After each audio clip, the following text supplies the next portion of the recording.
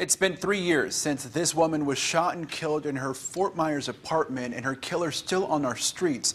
Now the Fort Myers Police Department could soon be getting some help in solving this cold case. Wink News reporter Anika Henninger joins us now. Anika, who wants to help FMPD? John Carlos, the TV show Cold Justice. Marco Island woman with a history of fraud charges accused of doing it again. Collier County deputies say Bambi Moores walked into a Walmart with 3 old day receipts. They say then she walked through the store, picked up the items on the receipt, and returned them for a refund. After she got the cash, that's when they say she left the store. She is facing a felony charge. Moores remains in jail tonight. And this man facing a series of charges after being arrested harassing customers outside a store while drunk. Collier County deputies say Gary Michelle began yelling at the customers as they were walking in and out of the store in Naples on Friday. Deputies say then they asked him to stop and he cussed them out.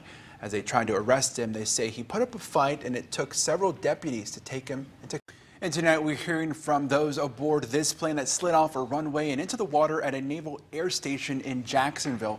One man says he put his fear aside to make sure everyone got off safe. Tyler Hall says he was already bracing himself for a bumpy landing Friday night. The military charter Boeing 737 landed in the St. for this missing Fruitland Park mother and child. They were last seen Friday afternoon in Lake County. Kimberly Morris and her sons, 6-year-old Zachary and 3-year-old Anthony, were reported missing this weekend. Morris had planned to leave the children with their father. The 3 are believed to be traveling in a 2005 silver Toyota Maxtra. It has a Florida license plate of 809 4YP. Texas boy now charged with murder. Police say he shot and killed his brother. This happened in Conroe, about 40 miles north of Houston. Officers were responding to a call of a shooting when they discovered a 10-year-old boy was shot in the chest. After they investigated, officers determined the 12-year-old shot the 10-year-old. Investigators say it. Veteran, a father, a beloved member of our community. That's right. And new tonight, we're learning more about Gregory Moore's life. This past week, we told you Moore died while crossing the street in Cape Coral. A driver hit him and took off. Tonight, we're hearing from his daughter, who lives out of state. The Nightbeat's Morgan Reiner joins us live in the studio now. And Morgan, she sent us pictures. Years after shooting a woman in her Fort Myers apartment, and now Fort Myers police may soon be getting some help in solving this cold case. The Nightbeat's Anika Henninger looks into who is helping FMPD. Anika.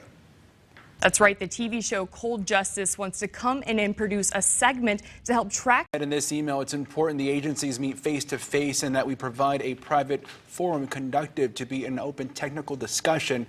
Our Wink News attorney believes that's not good enough and that what Rooney plans to do is a violation of Florida Sunshine Law.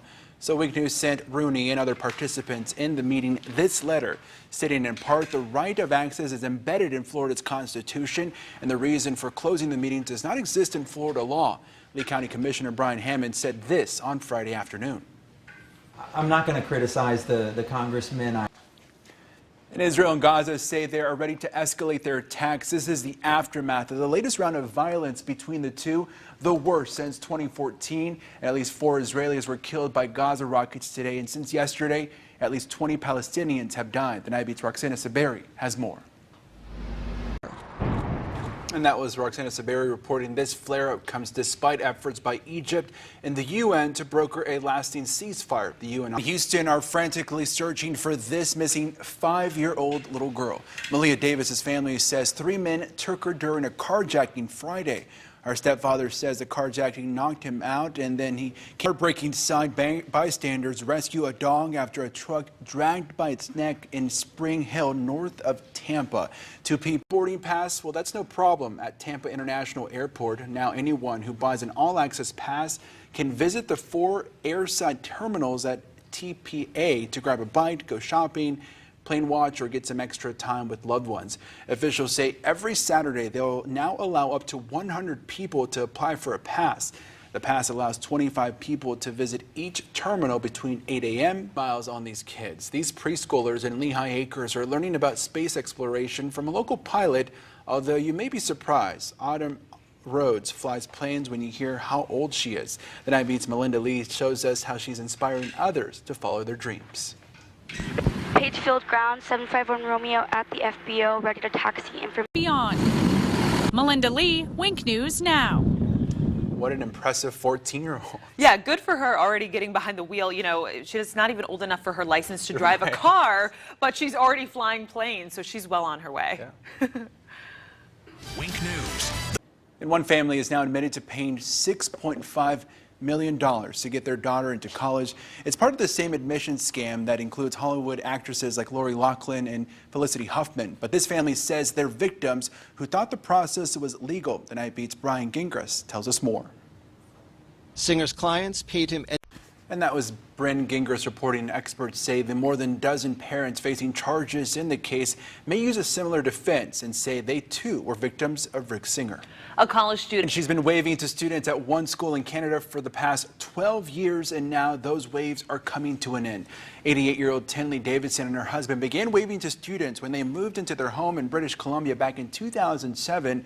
She kept it up after her husband died, and now she's moving to an assisted living center, meaning the tradition is coming to an end. So to say thank you, hundreds of students came from the school by and waved goodbye to her. Welcome back. Let's get that final check of weather tonight. Pretty nice for your Monday. Last chance of rain before we see a few dry days. Isolated showers and a few storms as a cold front moves through, though there isn't a change in temperatures.